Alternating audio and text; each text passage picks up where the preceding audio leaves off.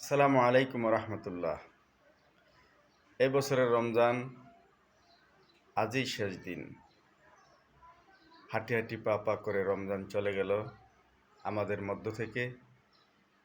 আবার একটি বছর পর যদি বেঁচে থাকি, আল্লাহ হায়াত দারাজ দান করেন, তাহলে আরেকটি রমজান পাব। সেটা আল্লাহ রাব্বুল আলামিন ভালো জানেন।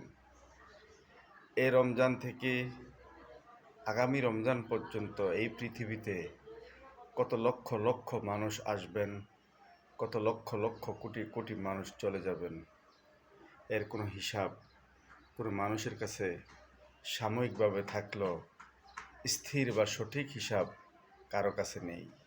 শুধু আমার প্রভু মহান আল্লাহ রব্বুল আলামিনের নিকট আছে, থাকবে।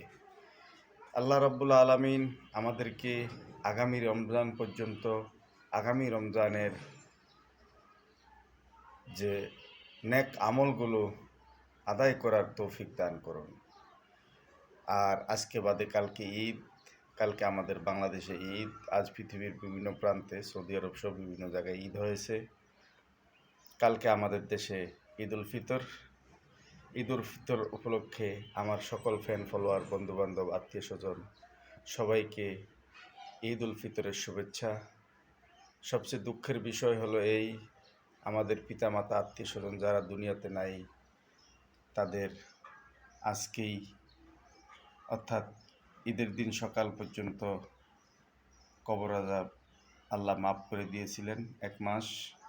আবার ফজর নামাজ ফজরের পর বা ঈদের জামাতের আগ পর্যন্ত আবার সেই কবর আযাব শুরু হয়ে যাবে। যাদের সন্তান তার পিতামাতার জন্য, আত্মীয় স্বজনের জন্য দোয়া করে রমজান মাসে গুনাহগুলি মাফ করাতে পেরেছেন, আল্লাহ রাব্বুল আলামিন তাদেরকে হয়তো জান্নাত দান করেছেন, তাদেরকে মাফ করে দিয়েছেন। মহান আল্লাহ রাব্বুল আলামিন এই রমজানের উসিলায় যাদেরকে মাফ করে দিয়েছেন, আল্লাহ রাব্বুল আলামিনের কাছে অনেক অনেক শুকরিয়া।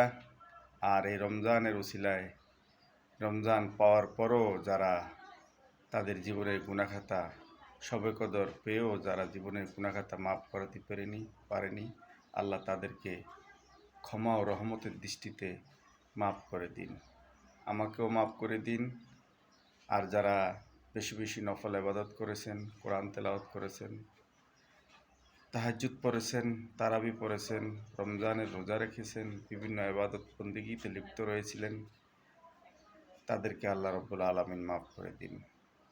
আরেকটি সুখবর হলো, ঈদের পর শাওয়াল মাস। আপনারা জানেন শাওয়াল মাসের 6টি রোজা আছে। এই 6টি রোজা সবাই চেষ্টা করবেন নফল রোজা আদায় করার জন্য। আল্লাহ রাব্বুল আলামিন আমাদেরকে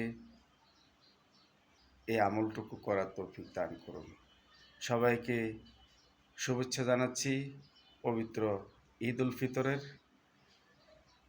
ঈদ মোবারক।